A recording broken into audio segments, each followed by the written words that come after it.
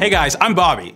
So years ago when I was in 7th grade, I joined the lacrosse team. Now I was in a brand new school, brand new state, brand new community, and I knew that this was the move to make, right? So I joined the lacrosse team and I saw that there's one player named Kyle. All right, now he was the team captain. Now everybody knew him and he got to do everything. I mean everything, from the team chants to taking the last shot of the goal to starting on the team first every single game. He got to do every single thing. Now this was so frustrating. Now it wasn't until 2 or 3 games in when I was on the sidelines and I looked to the left and I saw that Kyle was on the sidelines as well. And it wasn't until Kyle said these exact words. He looked up to the head coach and he said, "Dad, put me in." Literally, my reaction was like, what? Oh my goodness. Why did this happen? The only reason he was able to do the team chants, to play the game first, to take the final shot, was because his dad was the head coach. Now this was so frustrating. This made me angry. Now, I don't know if you've ever experienced something like what I just shared, but what I experienced was totally unfair. It was an injustice I experienced, and I knew it wasn't right. See, injustices are the things in this world that are unfair, unequal, and not right. So when we see someone bullied at school for the way that they look or talk, that's an injustice. Or making assumptions about someone based on the color of their skin, that's an injustice. Or students that go to sleep hungry and don't have enough to eat, that's an injustice. What about people stuck in a lifetime of poverty? That's an injustice. Injustices are the kinds of things that when they happen, they make us stop and say, wait a minute, that's not right. Someone should do something about that. Some of us know injustice because we've seen it. Some of us know injustice because we've heard it. And others of us, well, we know injustice because we've experienced it. Maybe that's you. Maybe you were here last week and thought, so we need to see injustice before we can do anything about it. That's great and all, but what about me?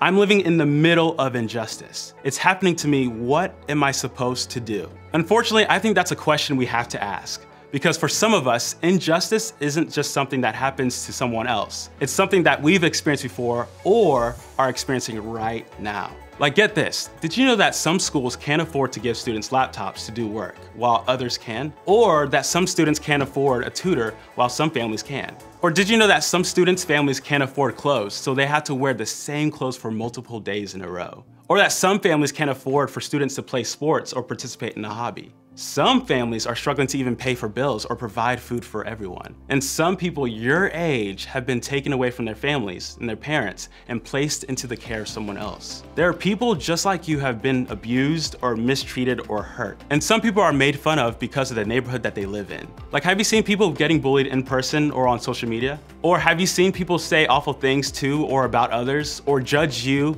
or the people you love, or discriminate against each other just because of their race? No matter what the injustice is, if you've seen it or have experienced it, then you know how unfair, how painful, and how hurtful it feels. And you're not alone. So many of us have gone through something that was unfair or not right. And if you haven't, well, then I want to help you understand it. This is a super rare opportunity for you to hear what it feels like to be on the other side of injustice. So I want to challenge you not to check out for the next few minutes. Remember, part of doing something about injustice is learning to see it and listening to those who've experienced it, taking on God's care and compassion for those who've experienced it. To help us do that, let's look at a real experience from a real person who experienced real injustice. Me. Let me tell you a story of what happened in 8th grade. See, we had a dance called the Sadie Hawkins dance. Now this isn't your typical dance. This is a dance where the girl asks you out. So I was walking in the hallway and there's this girl that I really liked, and I was really hoping that she would ask me rather than all the other guys to this dance. And one day came and she approached me and asked me to the Sadie Hawkins dance. And of course I said yes. So before I took her to the dance, I had to meet her dad. I met her dad, we had a big skate night for our school, and her dad approached me and introduced himself to me, and I introduced myself to him. And it wasn't until a couple days later when the girl came back to me and said, "Hey Bobby, I won't be able to go with you to the dance." And so for years, I wondered why this was the case. You know, I was devastated. I was so sad. I didn't even go to the dance. I just stayed home and watched movies. So it was then a couple years later when I approached her and I said, "Hey, what was the reason that your dad didn't let me take you to the Sadie Hawkins dance?" And she told me these words that changed my life. She said, "My dad didn't let you take me to the dance because you're black." Literally because of my skin color. Now this moment changed my life. it wrecked me. That the reason that I couldn't take this girl was because of the color of my skin. And it was that moment that it completely changed the way I viewed myself. And maybe you can relate. Maybe you've experienced an injustice similar to what I just shared. Or maybe it's something totally different. Either way, you know the feeling. And it probably has you wondering, what do I do about injustice when it's happening to me, not just around me? Now, before we go on, I want to say this. You don't deserve the injustice you've experienced. All the way back in the very beginning when God created the first man and woman, Adam and Eve, God tells us that we humans have value because we're made in his image. We might not be able to see God to know what he looks like, but we were created by him to show others more about who he is. And because of that, you have value. Nothing will ever change that. You are made to be treated with respect, and it's not your fault that you were born into a broken world with rules, traditions, and ideas about people. Those injustices you experience, they say a lot more about the brokenness and the hurt and the people who are putting you in that position than they do about you. That being said, let's take a look at some people who have experienced injustice together. See, in ancient times, there was a crazy king named Nebuchadnezzar. Now, this powerful guy had conquered and captured God's people.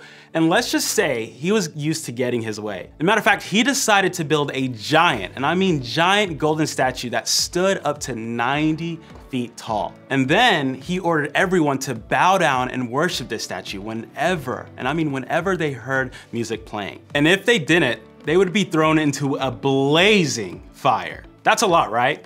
Well, there were 3 Jewish leaders named Shadrach, Meshach, and Abednego. Hold on.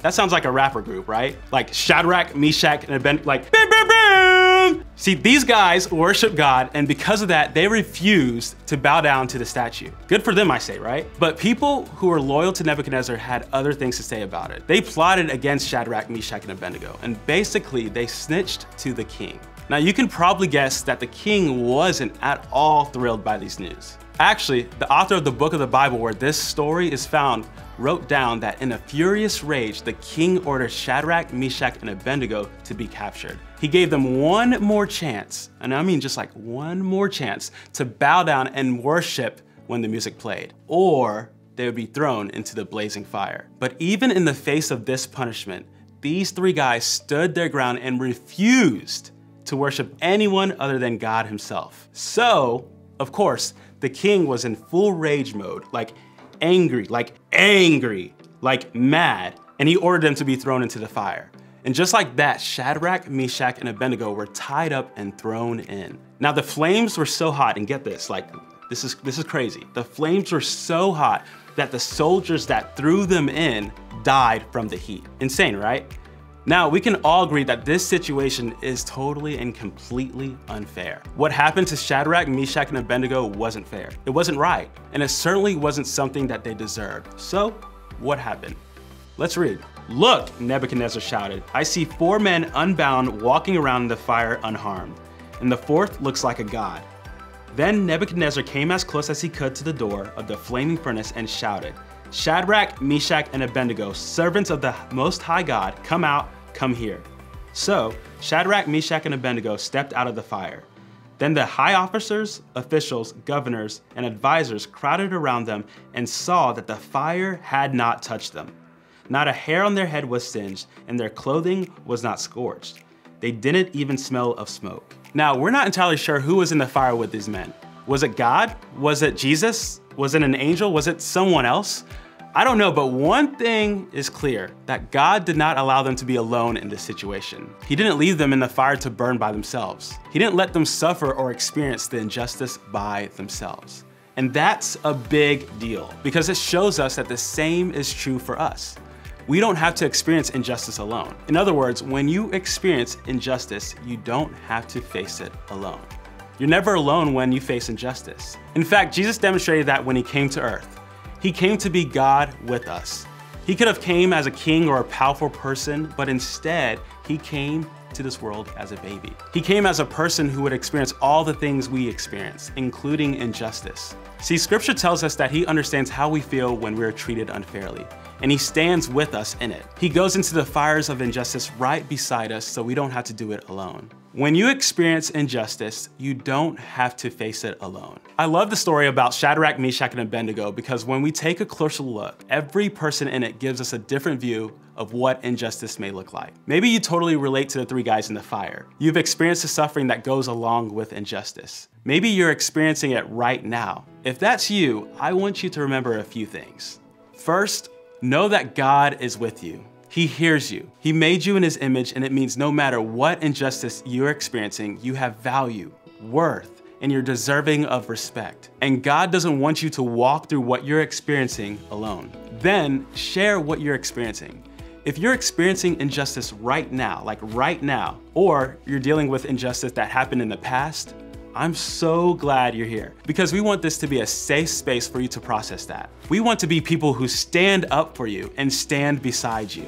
So today, I want to encourage you to begin by sharing what you experienced. Maybe for you, that means sharing it with God in prayer, asking for Him to remind you that you are not alone. Maybe for you, that means sharing with a trusted friend, a group leader, or another adult in your life that can help you. They're with you in this and they don't want you to be alone. So take that step and talk to them about what you've experienced. They just might be the very people God has sent in your life to stand in the fire with you. Also, keep going. The guys in the fire never stood down. They didn't give up, and I don't want you to either. If you're experiencing injustice, I want you to do something. Maybe that something is opening up to an adult. Maybe that something is standing up to yourself. Maybe that something is joining an organization who is already working against that injustice. Whatever it is, take a step and keep going. Of course, there's the other character in this story, King Nebuchadnezzar. Now, none of you are throwing people into a raging fire because they won't worship your statue. At least, I hope you're not. But I think there have been times when, if we could be honest, we could admit that we've participated in an injustice against someone else. Maybe we're more like the people in the crowd in this story.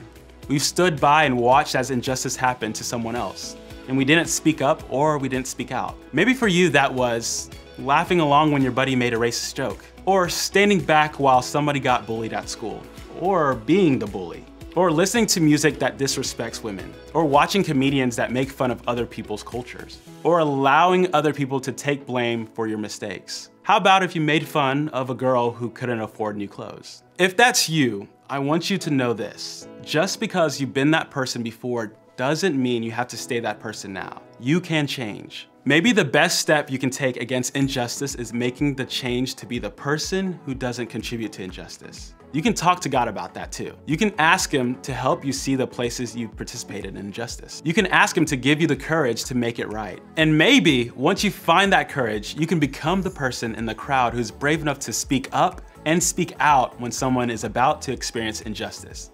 You can be the voice that stands up to injustice when you see it. Remember, when you experience injustice, you don't have to face it alone. That's why we have groups. Of all the people in the whole world, your group should be for you and listen to you. They should be praying with you and learning from you. And they should be encouraging you and cheering for you. Listen, this right now has the potential to be one of the most honest, raw, personal, and important group conversations you've ever had. You have the opportunity to see and care about the injustices happening right in front of you within your group. I want everybody to show up to that. If you've experienced injustice, how can you let the group know you need support? If you haven't, or don't often, how can you listen and genuinely care for someone in your group? Maybe the first step is letting your leader be the person for you. Or maybe all that sounds a little too much right now. If that's you, I get it.